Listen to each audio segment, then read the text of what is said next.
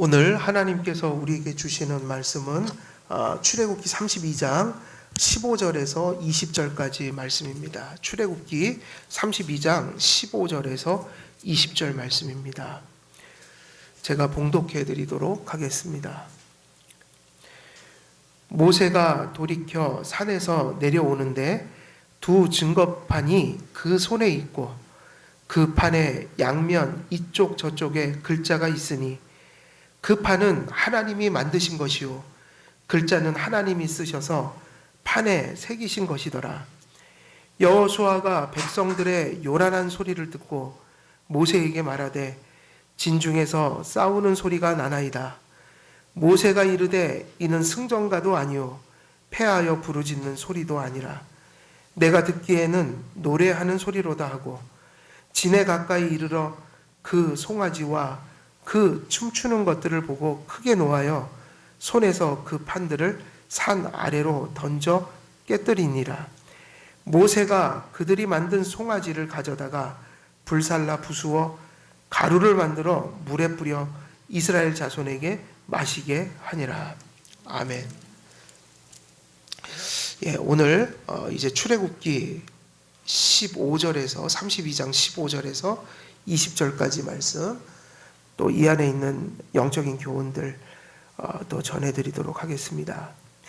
출애굽기 32장 15절에서 20절에는 이스라엘의 그 우상 숭배를 그 시내산 정상에서 하나님으로부터 모세가 들은 후에 하나님께서 친히 만들어 주신 그 십계명 두 돌판을 모세가 오늘 성경에 쓰여 있는 것처럼 두 손에 들고 산 아래로 내려와 두 가지 일을 행하죠. 이 본문 안에서는요.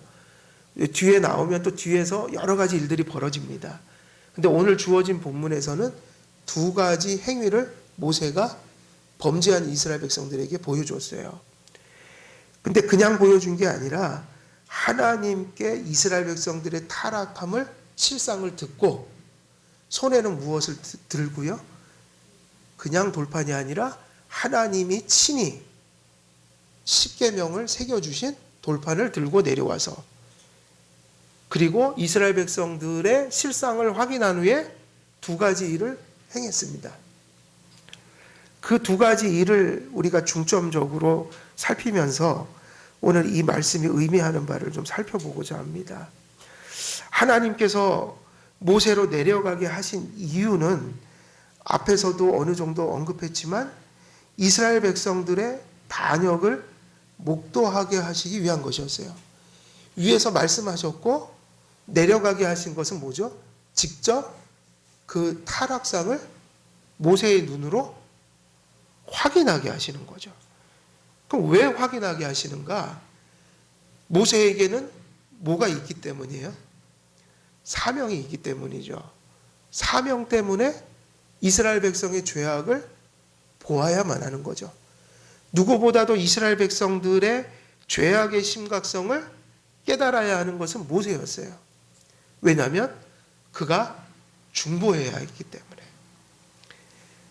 그러면 모세가 내려가 반역을 목도하게 한 이유는 죄악의 심각성을 깨닫고 중보자적인 위치에서 대비책을 강구하게 하시기 위한 것이었죠.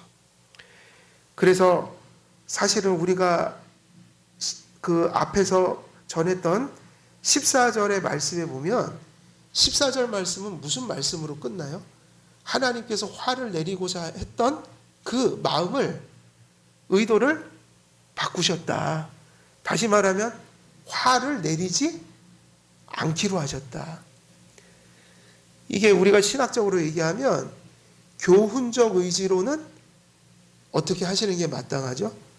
율법의 엄중함으로 따지거나 하나님의 공의적 속성에서, 그리고 교훈적 의지로 따지면 범죄한 자들은 율법의 엄중함을 따지고 보면 죽어 마땅했다. 그러나 하나님의 작정적 의지는 무엇이었어요?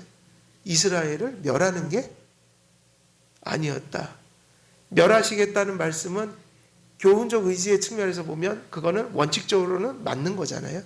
하지만 은혜 언약 안에 있던 하나님의 은덕을 받았던 그 은혜 언약의 백성들을 하나님의 율법의 공의대로 엄중함대로 멸하지 않으시는 것이 누구의 의지였어요? 또 하나의 하나님의 작정적 의지였다. 작정적 의지는 실제로 그렇게 하시기로 하신 의지죠. 그래서 14절에서는 화를 내리지 않겠다. 이 모세의 첫 번째 중보가 나타나요. 그러니까 하나님께서 이스라엘을 용서하시겠다라는 그러한 말씀이 14절에 기록되어 있는데, 많은 사람들이 신학과 교리가 또 성경 전체의 맥락을 살피지 않고 오늘 주어진 본문이나 또 이 이후의 본문을 대하게 되면 모순적인 사고로 빠져들게 되죠. 왜냐하면 14절에서 용서하시고 뒤에 나오는 구절들을 보면 용서하신 모습이 아닌 것 같이 보이는 거예요. 그러니까 14절의 용서와 이후에 나타나는 모세나 하나님의 행위가 용서하신 자들을 향한 모습이 아닌 것처럼 보이게 된단 말이에요. 이게 되게 중요한, 성경을 보는 중요한 어떤 원리가 담겨 있어요.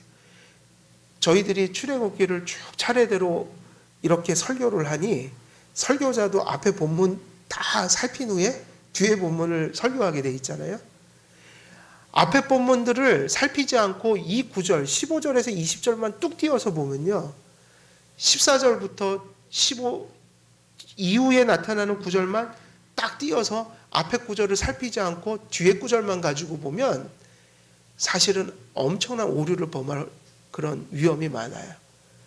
성경은 앞뒤를 다 봐야 합니다. 성경은 맥락 속에서 이렇게 흘러가고 있는 거예요. 그래서 성경은 여러분들이 묵상하든 해석을 하든 설교를 하든 앞뒤를 보지 않고 맥락을 보지 않고 그냥 한 본문 이렇게 잘라와서 이렇게 사고하고 설교하고 하는 건 되게 위험한 행위예요. 만일 이 앞에 본문들을 이해하지 않은 채 이 15절 20절만 무인도처럼 이렇게 뚝 떨어뜨려 놓고 보면 답이 안 나옵니다. 그래서 항상 성경은요, 전체 속에서 부분들을 봐야 돼요. 한 구절을 한 구절들이 전체 성경의 맥락 속에서 다 연결이 돼 있고 그러한 통일성 속에 있다. 그거를 끄집어낸 게 뭐냐면 교리예요. 성경은 해석을 통해서 성경 전체의 맥락이 해석됐을 때 그것을 체계화한 것이 교리다. 그래서 성경을 바로 해석할 때 다른 교리들의 정립이 너무 중요한 것이에요. 오늘 이 본문도 사실은 단편적으로 이 구절만 띄어서 보면 14절과 연결이 안 되죠. 14절에서는 화를 내리지 않겠다. 그러면 이제 우리들은 무엇을 상상해요? 뭐 징계도 없고 막 앞이 이제 또 이제 탄탄대로 이전으로 완전히 돌아가서 뭐 별일 없이 이제 또 아무 일 없었던 듯이 살아갈 수 있는. 근데 이러한 해석적인 이러한 문제들이 우리가 개인적으로 하나님 앞에 범죄하고 회개하고 용서받았을 때 그 이후에 우리의 삶을 잘못 해석해버리면 이 성경이 풀려지지 않듯 내 삶에 대해서 하나님이 나를 다루시는 그 손길에 대해서 생각할 때 큰 모순이나 오해를 우리가 일으킬 위험이 많다는 거예요. 그게 무엇입니까? 14절에서 화를 내리지 않겠다 하셨지만 실제로 뒤에 보면 어떤 하나님의 또 모세의 행동들이 나옵니까? 징계가 나오고 또 어떤 자들에게는 그게 심판일 수 있죠. 믿음이 없는 자들에게는 그게 심판인 거예요. 하지만 이스라엘 공동체에게는 그게 심판이 아니었단 말이에요. 우리가 그런 점들을 잘 좀 살펴볼 필요가 있어요. 14절의 용서가 선포된 후에 화를 내리지 않겠다 한 후에 그 이후에 하나님이 그들을 어떻게 다루셨는가? 우리 개인도 마찬가지죠. 우리가 죄 짓고 회개하고 용서를 확신했다. 그런데 그 다음에 우리에게 다가오는 일들을 어떻게 해석할 것인가? 하나님께서 그들을 용서하시려고 작정하셨기 때문에 이후에 나오는 하나님의 징벌과 징계들은 이스라엘의 진멸이 아니라 용서한 공동체를 회개시키고 각성시켜 죄를 교정하고 공동체를 바로 세우고자 하시는 행위들이었어요. 그러니까 죽이는 게 아니고 살리시려는 것이었어요. 아까도 얘기했지만 그 죽은 자들, 징계받은 자들, 공동체적인 징계가 임할 때 이 사건만이 아니라 다른 사건들에서도 보면 믿는 자들도 집단적인 징계가 임하면 죽을 때가 있어요. 역병에 걸리고, 그죠? 지진이 일어나고, 또 뭐 기근이 들고, 의인들도 그 징계의 대상이 되나요, 안 되나요? 공동체 일원이기 때문에 연대적인 책임을 져요. 교회가 힘들어지면 전체 성도들은 같이 힘들어지는 거예요. 몸이기 때문에. 그런데 중요한 것은 그러한 하나님께서 육체적이고 지상적인 어떤 형벌을 통해서 집단적인 그런 형벌을 내리실 때 거기에 죽었던 자들에게는 믿는 자도 있고 신앙을 갖지 못한 에서 같은 자들도 있단 말이에요. 에서 같은 자들에게는 신앙이 없는 상황에서 죽음을 맞이했을 때 그건 심판이에요. 그들은 그 죽음을 통해 지옥에 가게 돼 있어요. 그러나 신앙을 가진 자들이 구약시대처럼 육체적인 죽음으로 하나님께서 다스리실 때 신앙을 가진 자들에겐 그게 형벌이 아니라 뭐겠어요? 징계인 거예요. 구약에서 육체적인 죽음은 예표적인 행위였어요. 영원한 죽음을 예표하는 것. 또 육체적인 물질적인 축복도 영적인 축복을 예표하는 것이었기 때문에 그 육체적인 죽음 자체가 지옥을 그대로 이렇게 육체적인 죽음 자체가 지옥의 형벌을 직접 의미하는 게 아니었다고요. 그래서 믿고 천국 간 자들 중에도 하나님의 징계를 받은 자들은 받았어요. 항상 대표적인 게 모세라고요. 모세가 천국에 갔죠. 그러나 가나안 땅에 들어가지 못하는 징계를 똑같이 받았어요. 그러나 이스라엘 백성들의 그 우상 숭배에 대한 하나님의 그 형벌들이, 징계들이 믿는 자나 믿지 않는 자나 동일하게 임할 수 있었지만 중요한 거는 이런 부분이에요.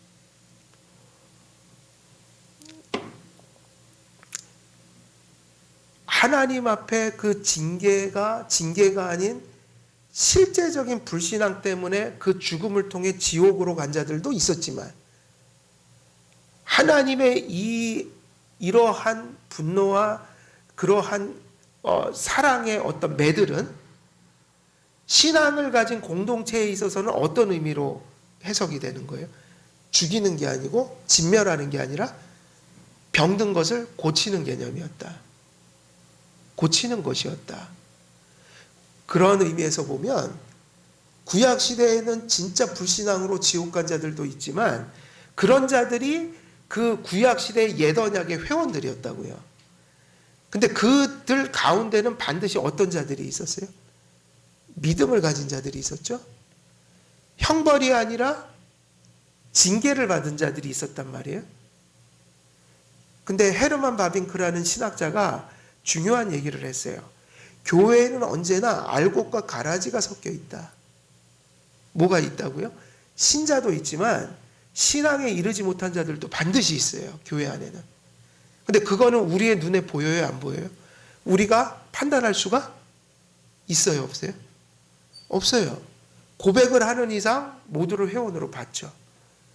우리는 신앙에 이르지 못한 유기자들이 교회 안에 있다는 것을 성경을 통해 알아요. 그런데 헤르만 바빙크가 이런 얘기를 했어요.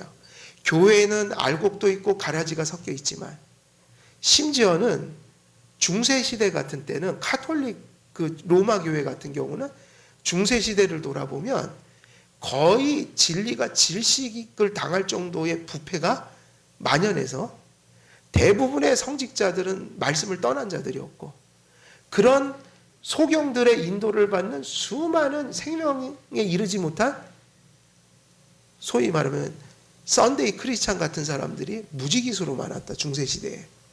하지만 이게 되게 중요해요. 항상 그런 교회 안에도 구루터기, 남은 자들이 존재했다. 그게 무슨 얘기입니까? 바빙크는 이 얘기를 한 거예요. 알곡도 있고 가라지가 있지만 그런 불완전한 모습으로 존재하는 게 교회지만, 교회의 정체성은 알곡이 정할까요? 아니면 쭉정이가 정할까요? 수에 상관없이 그 교회가 교회되는 정체성은 그곳에 참된 신자들이 존재하기 때문이에요. 헤르만 바빙크가 그래서 교회의 정의를 그렇게 내렸다고요. 교회 안에 신앙에 이르지 못한 자들도 있지만, 그런 자들이 반드시 존재하지만, 교회 안에는 예수 그리스도를 진실되게 믿는 성도들이 반드시 존재하게 되어 있다고요. 그런데 교회에 신앙에 이르지 못한 사람들이 존재한다고 해서 거기가 교회가 아닌 것이 아니에요. 왜냐하면 교회는 그들이 규정하는 게 아니라 누가 거기를 교회로 규정하기 때문이에요.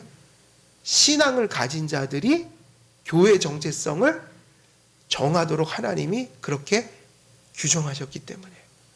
그래서 교회의 정의는 하나님을 믿는 신실한 성도들의 모임이라고요. 그래서 교회가 교회로 결정되는 것은 그 교회 안에 진실된 신앙을 고백하는 자들이 존재한다는 전제하에서 거기에 쭉정이와 같은 신앙에 이르지 못한 자들이 존재할지라도 그것은 교회인 거야. 다시 말하면 교회의 신자가 존재하기 때문에 거기가 교회가 된다는 얘기예요. 이해되십니까? 그래서 교회는 어느 시대에도 끊어지지 않았어요. 중세시대의 캐톨릭 교회에서 칼빈과 같은 사람들이 났다고요.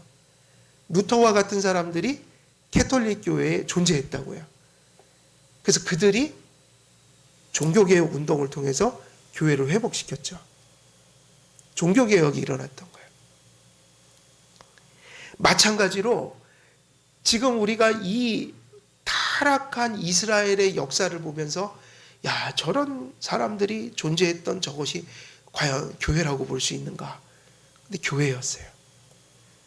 하나님께서 14절에 그 용서를 선포하시고 뒤에 나타나는 모습들은 상당히 어두운 모습들이 나타날지라도 실제로 거기서 에서와 같은 사람들이 지옥에 떨어지는 관문으로서의 어떤 형벌을 받은 자들이 존재할지라도 그 이스라엘 백성 중에 어떤 자들이 존재했던 거예요? 은혜 언약의 백성이 존재했기 때문에 하나님의 그 행위의 본질은 징계였어요. 어디로 귀결되죠? 우상 숭배에 빠진 이스라엘 백성들을 하나님이 용서하심으로 그 타락한 채로 내버려 두시지 않고 하나님이 사랑으로 그들을 고쳐서 제자리로 만드시려는 역사가 구약의 광야교회에서 일어나고 있었다. 그러니까 이 이후에 하나님의 분노, 모세의 분노, 그리고 어떤 행위들, 징계적 행위들, 이런 것들은 형벌이 아니라 뭐였다고 봐야 돼요? 은혜 언약에서 보면 이 은혜 언약의 공동체로서의 이스라엘 교회, 구약의 교회에 향하신 하나님의 징계였다고 해석할 수 있는 거예요. 다만 믿음이 없는 자들에게만 그거는 형벌이었어요. 그래서 구약은 본질이 은혜 언약이란 말이에요. 이것을 징계적으로 이해를 해야 합니다. 그래서 결과적으로는 이러한 것들로 인해서 이스라엘이 뭐를 하게 돼요? 회개를 하게 된단 말이에요. 회개. 하나님의 큰 은혜가 임했던 거예요. 하나님께서 용서하지 않으셨다면 이 성경의 이야기는 달라졌을 거예요. 만약에 하나님께서 진짜 이스라엘 백성들을 다 진멸시켜버리고 모세를 통해서 새로운 민족을 이루셨다면, 그 은혜 언약 백성을 버리셨다면, 약속과 달리, 그러면 정말 이 뒤의 역사는 달라졌을 거예요. 어떤 일이 벌어졌겠어요? 하나님께서 14절에 내가 내리려고 했던 화를 내리지 않겠다, 용서의 선언을 하지 않으셨다면 어떻게 됐을까요? 범죄한 이스라엘을 하나님은 징계하지 않으셨을 거예요. 그리고 실제로 그들은 그들의 방치된 죄를 인해서 죄 위에 죄를 쌓고 또 그 위에 죄를 쌓고 죄 속에서 내버려진 채로 살다가 결국은 가나안하고 똑같겠죠. 가나안처럼 죄악이 쌓이고 쌓여서 이제 그 인계점에 도달했을 때 하나님께서 가나안 점령을 통해 거기를 다 정복해 버리셨잖아요. 가나안을 심판하셨잖아요. 그렇게 됐을 거란 말이에요. 근데 이스라엘 백성들에게 그렇게 하시지 않으셨어요. 이것은 오늘날 교회를 향해서도 똑같아요. 하나님께서 피값으로 세우신 교회는 시대마다 타락한 적이 있고 회복되고 또 타락하고 회복해 왔지만 여전히 이 교회는 절대로 허물어지지 않아요. 하나님께서 반드시 개혁을 하든 회개운동을 시키시든 또 회복될 수 있어요. 왜냐하면 교회는 하나님의 약속 위에 있기 때문이에요. 교회를 근심하더라도 함부로 교회를 하나님이 멸하신다, 이런 저주를 퍼부어서는 안 돼요.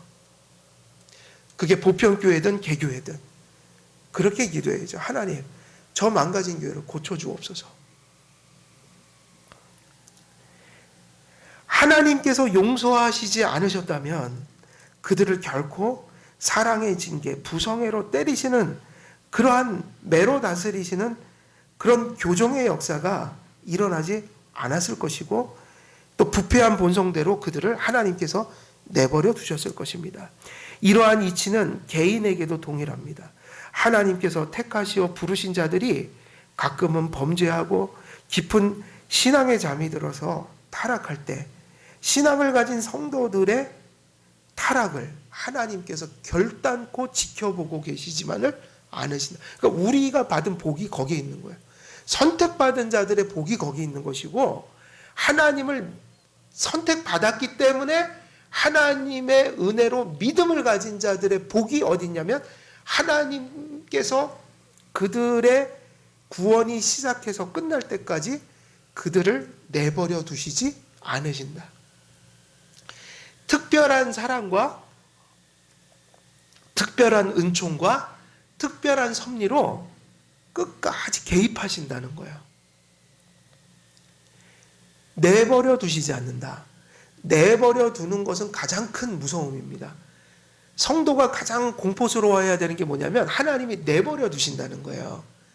죄를 짓고 사는데, 방황하고 사는데, 범죄하고 사는데, 그 위험한 세상 속에서 잠들어 있는데, 여러분 운전하면서 제일 무서운 게 뭐예요?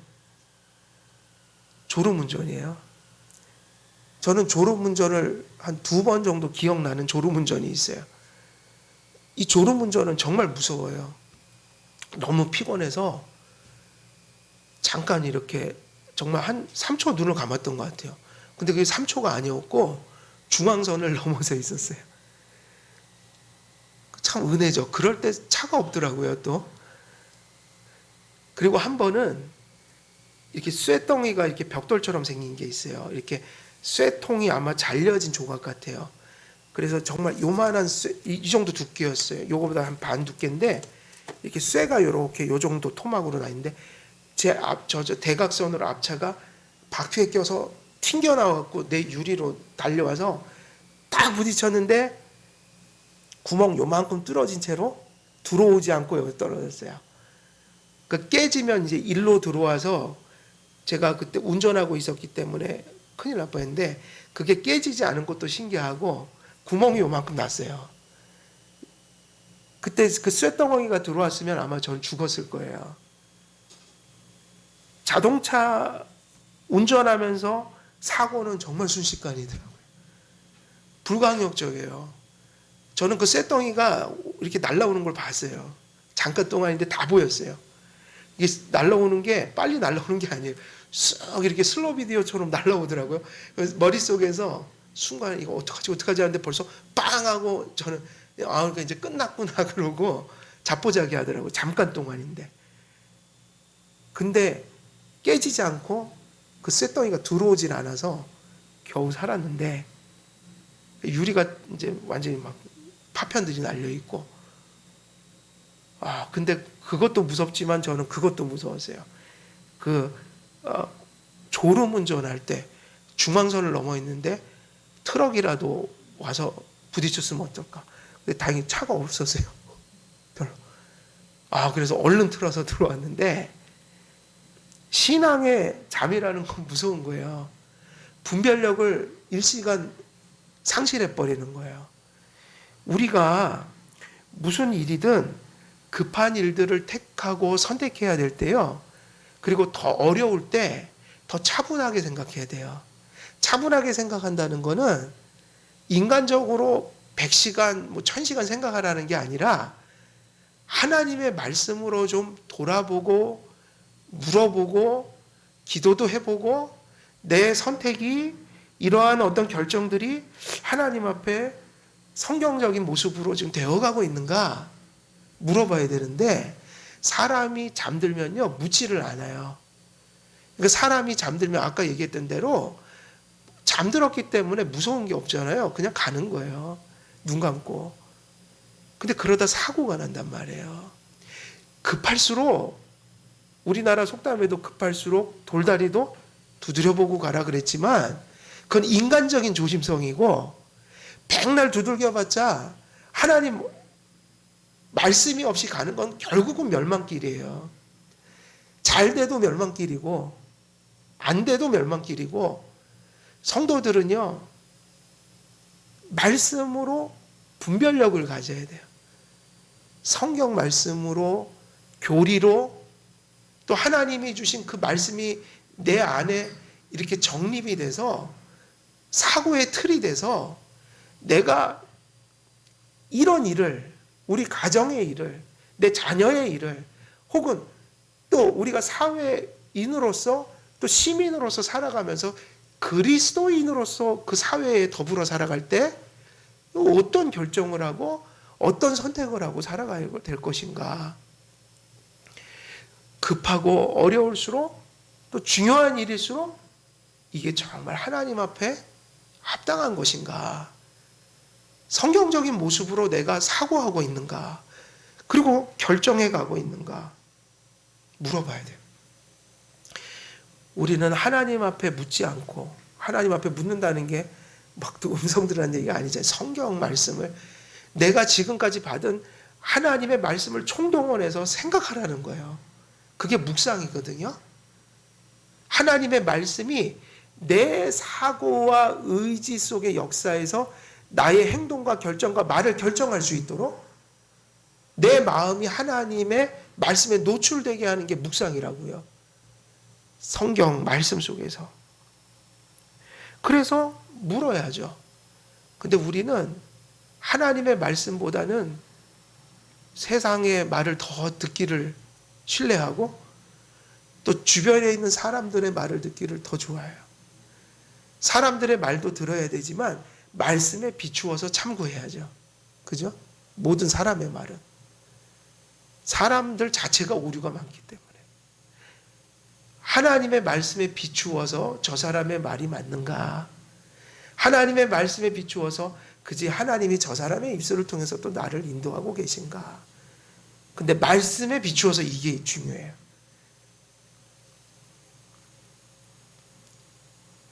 이게 없이 사람은, 우리가 첫 설교 때도 말씀드린 것처럼 어려우면 조급해진다.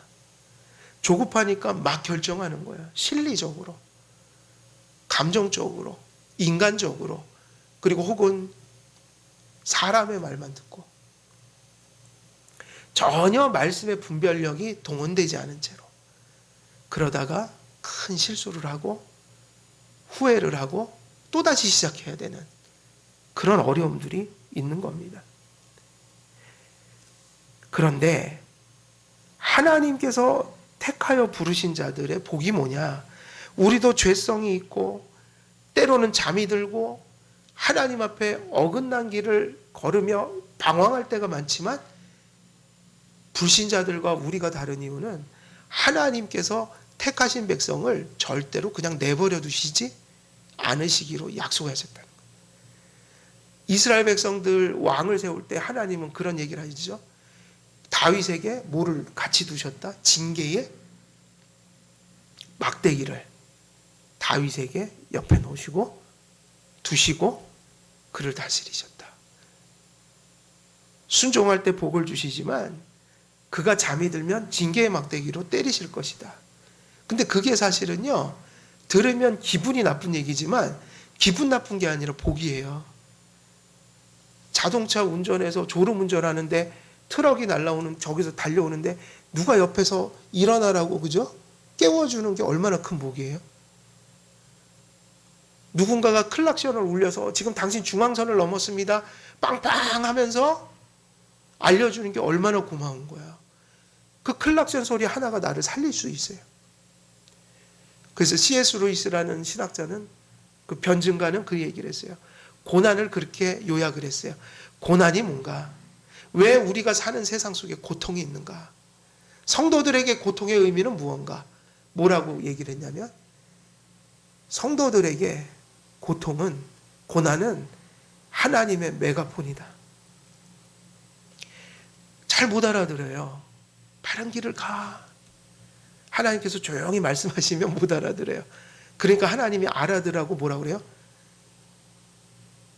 야, 너 글로 가면 죽어! 소리를 질러주시니까 반짝 깨갖고, 예, 하나님, 중앙선으로 가면 죽죠? 트는 거예요, 핸들을. 그래서 그분이 그 얘기를 했어요. 성도들에게 고통이 뭐냐? 하나님의 메시지를 전하시는 메가폰이다. 고통 속에서는 하나님의 말씀이요, 훨씬 더 증폭돼서 진지하게 들려져요. 평소 때는 거들떠보지도 않은 말씀을 고난이 닥치면은 스스로 찾아가서 찾게 돼 있어요. 살려고. 그렇게 기도 안 하고 살다가 고난이 다가오면 뭐예요? 기도한다니까요. 기도해요. 그게 뭐라고요? 고난은 뭐예요? 하나님의 메시지를 전하는 메가폰이다. 고난 속에서는 하나님의 말씀이 훨씬 더 잘 들려져요. 그게 복이라는 거야. 그러면 우리가 얼마나 큰 복을 받았습니까?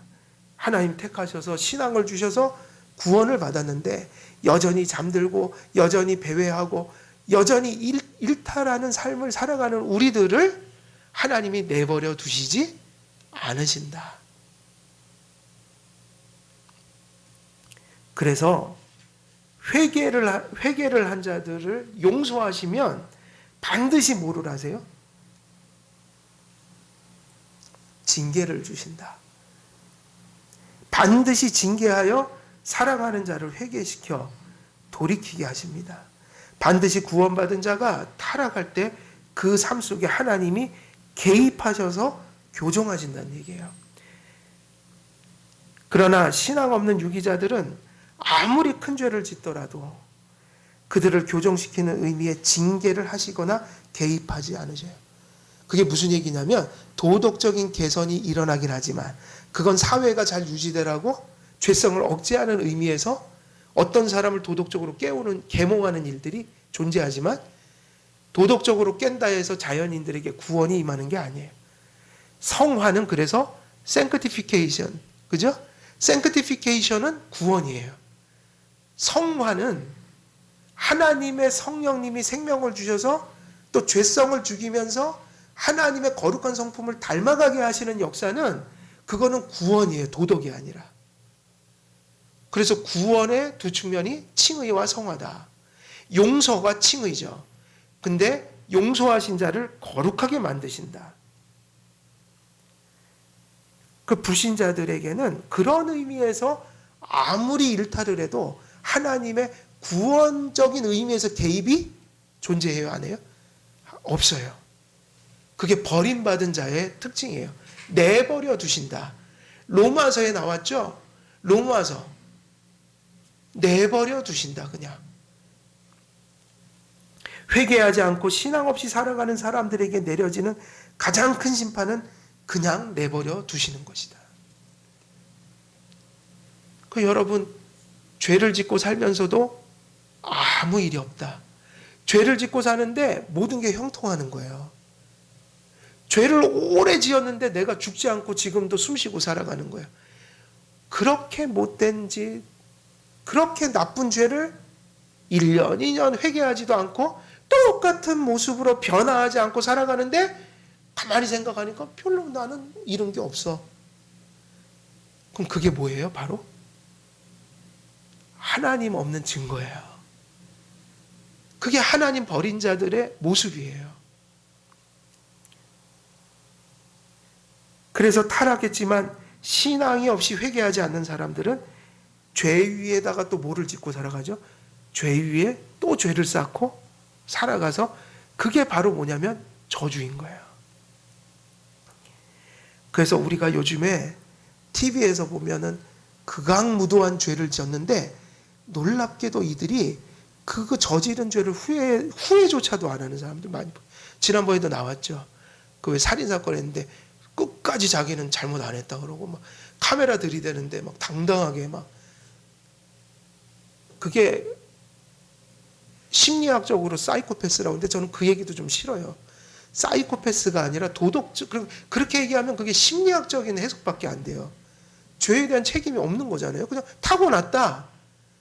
오히려 그것은 도덕적인 측면에서도 얘기를 해줘야 돼요. 심리적으로 그런 성향이 있는 것도 있을 수 있으나 사이코패스든 아니든 책임도 물어야 한다. 왜냐? 그걸 성경은 뭐냐면 양심의 화인을 맞았을 때 그런 짓거리를 한다는 거예요. 죄를 지으면서도 하나도 두려움을 안 느낀다는 거예요. 양심의 고통도 없다는 거예요. 그게 뭐냐면 사이코패스인데 사이코패스라는 건 심리학적으로만 병리학적으로만 얘기를 하지 도덕적이고 인격적인 책임을 충분히 설명해 주지 못하거든요. 그 사이코패스를 우리는 그렇게 얘기해야 돼. 양심의 화인 맞은 자들이다. 극악무도한 자들. 그래서 더 큰 벌을 물어야 되는 자들이에요. 근데 하나님께서 그렇게 유기한 자들을 내버려 두신다.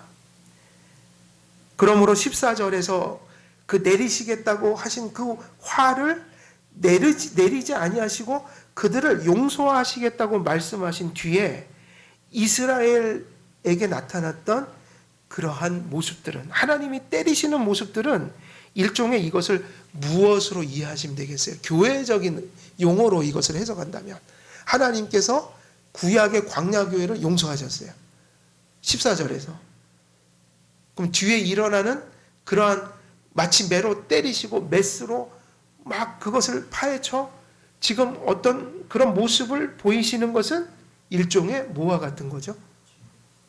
칠이죠, 칠이. 교회적 용어로. 그래서 여러분, 교회의 표지 중에 하나가 뭐예요? 말씀과 성례와 칠이에요. 교회가 정말 그 교회가 말씀과 성례 위에 있다면 그 교회는 성령 안에 있는 교회거든요. 근데 그 교회가 범죄했다. 그러면 그 교회는 다시 무엇이 아름답고 철저하게 행해짐으로 그 안에 하나님의 말씀이 살아있다는 걸 증거하게 되는 거예요. 7인 거예요. 7위가 무슨 얘기예요? 하나님께서 범죄한 교회를 사랑으로 다시 고치시는 거라고요. 7위를 통해서 회개시키시는 거예요. 깨닫고 회개시키시는 것이다. 그래서 교회가 잠시 일탈을 했으나 다시 제자리로 돌아와 거룩하게 회개의 열매를 맺는 것을 의미하는 거예요. 그러니 14절과 이후에 나타나는 모습들은 그것은 모순이 아닌 거예요. 오히려 더 성경적인 논리에 부합한 말씀인 거예요. 왜냐? 14절에서 용서했기 때문에 이후에 모세가 내려와서 그 무섭게 그들을 책망하고 그들을 징계하는 모습들은 교회를 깨끗하게 다시 되살리는 하나님께서 교회에 주신 일종의 표지로서 7위 행위가 나타나고 있는 것이다. 이스라엘이란 구약의 교회를 버리지 아니하셨기 때문에 그 사랑하는 교회 속에 아주 부패한 부정한 누룩들이 피어오를 때 하나님께서 그것을 청소하고 계신 것이에요. 이러한 공동체적인 징계는 죽이는 것이 아니라 구약의 교회를 살리기 위한 하나님의 사랑이었죠. 이것이 개인에게도 비슷하게 나타나요. 다윗이 밧세바를 범하고 우리아를 간접적으로 살인했을 때 다윗은 죄책으로 짓눌려 견디지 못하여서, 이게 또 은혜죠, 그죠? 짓눌려서 마음속의 양심의 짓눌림 속에서 하나님이 그를 뒤척이게 만드셨다고요. 그러니까 다윗은 어떻게 했어요? 회개했죠. 그러면 회개하는 순간에 하나님은 어떻게 하셨을까요? 다윗을 용서하셨어요. 시편에 성령을 거두지 마옵소서 그러면서 회개했죠. 그죠? 그때 용서받았다고요. 바로 그때 나단 선지자가 나타나 책망하자마자 자기 죄를 깨닫고 회개했어요. 침상을 눈물로 적셨다. 근데 그때 용서를 받았는데 그 이후에 다윗의 삶은 어때요? 그 이후에 다윗의 삶은 계속되는 고난이었어요. 뭐였죠? 반복되는 시련들. 그 중에 대표적인 게 바로 뭐예요? 압살롬의 반역이었어요. 그거는 징계였어요. 그럼 이상하죠? 용서하셨는데 왜 압살롬의 반역을 통해서 때리시지? 그게 아니라 거꾸로 사고하는 거예요. 그거는 이런 얘기예요. 다윗을 용서하셨기 때문에 다윗을 이제는 그냥 내버려 둘 수가 없는 거예요. 왜냐하면 용서했기 때문에 다윗을 깨끗하게 만들고자 하는 하나님의 열심이 발동이 되는 거예요. 그래서 다윗은 이걸 알았기 때문에 압살롬에게 그 반역을 당한 바로 그 순간에 시편 23편에서 무슨 고백을 해요? 여호와는 나의 목자시니 내게 부족함이 없으리로다. 가장 어려울 때 다윗은 뭐라고 고백했냐면 가장 평안하다고 고백을 했어요. 이유가 뭐냐면 하나님께서 용서받은 이후에 계속해서 이런 징계를 통해서 누구와의 관계를 바르게 정립시켜 가고 있는 거예요? 하나님과의 관계를. 그러면서 깨달았어요. 내가 천국에 가깝다. 더욱더 내 영혼이 하나님과 견고히 연합해 가고 교제해 가고 있다. 범죄했을 때 막혔던 교제가 뻥 뚫려 버렸다는 거예요. 그리고 하나님께서 이전보다 더 온전한 믿음으로 나를 만들고 계시니 내 육신은 잠시 어려움을 당하나 나의 온 존재가 더욱더 평강하고 안전한 곳으로 지금 가고 있다는 확신을 깨달은 거예요. 상황은 어렵지만 하나님이 그 어느 때보다 더 가까이서 나를 지켜주고 계신다.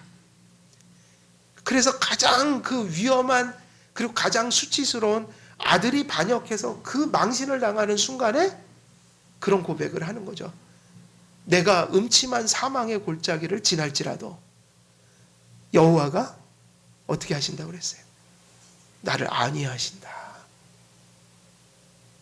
딱 양을 지키는 목자처럼 나를 그렇게 지켜주고 계신데 지금 그 나의 목자하고 내가 너무 가깝다.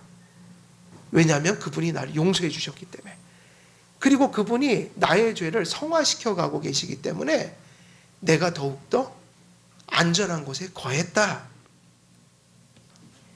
그래서 다윗은 그가 겪는 상황과는 거꾸로 고백한 거예요. 여호와는 내게 목자시니 내게 부족함이 없으리로다. 다윗은 시련을 통해 의도된 하나님의 뜻을 간파했죠. 사랑하는 아들아, 내가 너를 용서하였다. 내가 너를 용서하였기 때문에 내 마음속의 죄악과 부패를 그대로 놓아두고 볼 수가 없구나. 너를 용서했기 때문에 내가 너를 깨끗하고 거룩하게 만들어주겠다. 이게 다윗이 용서받고 나서 일어났던 환난들의 의미였어요. 이것이 하나님의 뜻이었습니다. 하나님께서 다윗을 향해 든 칼은 다윗이 신앙의 눈으로 잘 확인하고 나니 그것은 죽이는 흉기가 아니라 강도의 손에 들리던 흉기가 아니라 하나님의 손에 들린 뭐였어요? 곪고 썩어 들어가는 부위를 치료하는 의사의 손에 들린 메스였어요. 우리 아버님이 이번에 위암 수술을 하시는데 참 그것도 감사인 거예요. 치료받을 수 있는 은혜가 있다는 게, 의사의 손길이 있다는 게, 그 의사의 그 하나하나의 손길이 얼마나 환자에게는 절실하고 감사한 것인가. 치료에는 고통이 따르긴 하지만, 근데 그 고통이 죽이는 고통이 아니요, 어떤 고통이에요? 살리는 고통이죠. 고민을 하게 되는 거예요. 연로하신데 수술을 하는 게 맞냐, 안 하는 게 맞냐. 고통이 있지만 사랑하는 아버지니까 수술을 하라고 자꾸 권유를 하는 거죠. 안 하신다고 그랬어요. 막 두려워갖고. 그쵸. 지금 83세신데. 근데 해야 돼요. 왜냐하면 그건 은혜예요. 의사의 손길은 살리니까요. 그죠? 살리는 손길이라고요. 고치는 손길이라고요. 근데 이러한 14절 이후에 이제 이후에 우리가 해석해 들어갈 말씀들의 내용들이 이스라엘에게 복이었다는 거, 은혜 언약과 한치의 모순도 없는 오히려 은혜 언약의 백성을 다루시는 하나님의 손길이었다는 게 너무나 자명하기 때문에 이러한 것을 우리가 깨닫는 것이 참 중요하다. 모세는 14절에서 용서를 확신하고 내려와 병들고 부패한 구약의 교회를 하나님의 메스로 고치고 교정하는 작업에 들어갔던 것입니다. 우리의 사고가 성경적이라면 언제나 이 사실을 잊어버려서는 안 돼요. 신앙이 회개를 낳는다. 회개가 신앙을 낳을까요? 신앙이 회개를 낳을까요? 논리적인 순서예요. 물론 신앙을 가질 때 회개가 나타나지만 동시에 우리의 경험으로는, 논리적 순서로는 신앙이 회개를 낳아요, 회개가 신앙을 낳아요. 성경적 논리는 신앙이 회개를 낳아요. 왜냐하면 신앙이 없으면 회개를 할 수 없어요. 왜냐하면 신앙이 있기 때문에 회개를 하는 거예요. 하나님을 알고 그분이 나를 용서해 주실 것을 소망을 갖고 이미 알고 하나님을 믿는 게 있으니까 회개를 하는 거라고요. 그래서 종교개혁자들은 그렇게 가르쳤어요. 믿음과 성화의 행위, 선행 혹은 회개, 이런 것들은 같이, 언제나 늘 같이 하지만 믿음이 회개가 아니고 회개가 믿음이 아니에요. 그러나 믿음이 있는 곳에 언제나 회개가 존재해요. 신앙은 언제나 회개의 열매를 낳는다. 그리고 회개가 있다는 것은 무엇이 있다는 것의 증거예요? 신앙이 있다는 증거예요. 언제나 신앙이 있는 곳에는 회개가 있습니다. 신앙이 있다는 게 뭐를 증거하죠? 우리가 하나님의 선택을 받았다는 증거예요. 왜냐하면 하나님이 선택 안 한 자에게는 믿음을 주시지 않거든요. 그러니 회개는 신앙을 증거하고 신앙이 있다는 것을 확인할 때 우리가 선택받은 자라는 확신이 더해진다. 하나님은 우리를 선택하셨기 때문에 신앙 안에서 회개하게 만드십니다. 그 회개를 낳게 하는 중요한 도구가 뭐냐면 그게 바로 하나님의 메가폰, 그게 연단이고 징계예요. 그래서 우리가 고난을 받고 징계를 받을 때 하나님을 바라보고 또 그 징계 속에서 회개하고 또 그 징계라는 것을 경험하면서 그 안에서 더 큰 하나님의 사랑을 발견하면 고난은 복이 되고 고난은 화가 아니라 하나님이 주신 큰 은혜가 되는 거죠. 언제나 성도들에게 고통이나 환난은 어느 순간이나 전화위복이 될 수 있는 거예요. 그리고 그러한 믿음을 가져야만 그러한 환난을 이기고 좋은 날을 늘 맞이할 수 있는 것이다. 그래서 우리가 하나님의 본심을 늘 깨닫고 살아야 합니다. 우리는 용서받으면 그 용서받은 자를 용서하셨기 때문에 그렇게 다루시는 하나님의 섭리를 잘 알지 못하기 때문에 용서를 너무나 단편적이고 너무 폭이 좁은 어떤 신학 개념으로 이해를 하기 때문에 또다시 시험에 드는 경우가 참 많아요. 앞으로 우리가 뒤에서 설교할 내용들의 그 행위가 두 가지잖아요. 뭐였죠? 하나는 십계명을 돌판을 깨버렸다고요.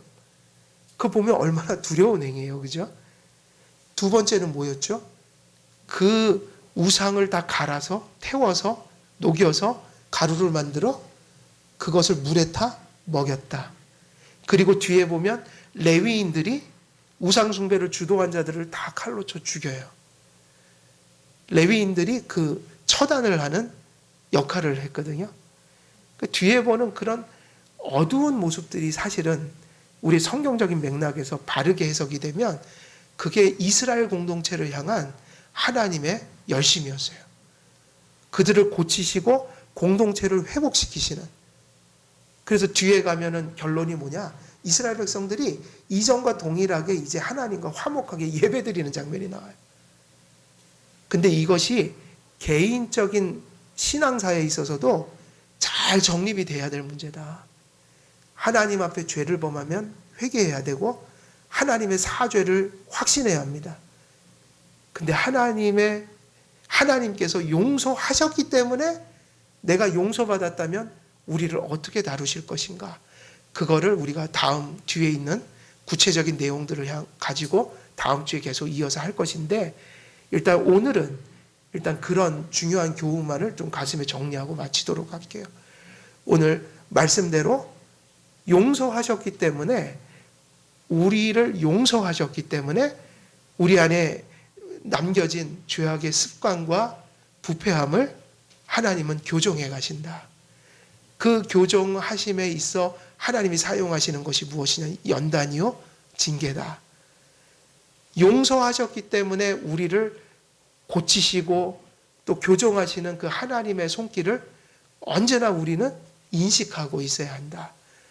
그래서 우리 한길교회 성도님들도 늘 그리스도를 붙듦으로 이런 사죄의 은총 속에 살아가실 뿐만 아니라 또 일생 동안 그리스도를 닮은 아름다운 형상으로 우리를 빚으시는, 그러나 가끔은 아프고 때로는 힘든 그러한 일들 속에서도 하나님의 사랑을 분명히 확신하여 늘 하나님의 은혜와 복을 받는 그런 여러분 되시기를 우리 주 예수 그리스도의 이름으로 또 축원드립니다. 기도하겠습니다. 살아계신 하나님 아버지, 참으로 주님의 본심을 알지 못하여 주님의 용서와 또 주님께서 우리를 교정하시는 그 손길을 우리가 잘 알지 못하여 주님을 오해할 때가 많고 또 때로는 환난과 어려움 속에서 큰 시험에 들어 좌절할 때도 많았음을 또 하나님 앞에 회개하고 고백합니다. 오늘 말씀을 통해 또 기록하신 말씀을 통해 택함 받은 자녀들 또 신앙을 가진 자녀들 그들의 삶 속에 어떻게 개입하여 그들을 용서하시며 거룩한 자로 만들어 가시는지 그 하나님의 언약의 백성들이 받은 복을 또 우리들이 함께 나누어 싸우니 그러한 영적인 이치와 교훈들을 가슴속에 기억하며 때때로는 우리가 당하는 환난 속에서 그것에 넘어지는 삶이 아니라 그것을 딛고 일어나 더 큰 은혜로 우리가 들어가는 그런 복된 삶 살아가는 한길교회 모든 성도들 될 수 있도록 하나님 함께해 주옵소서. 감사드렸고 우리 주 예수 그리스도의 이름으로 기도드리옵나이다. 아멘.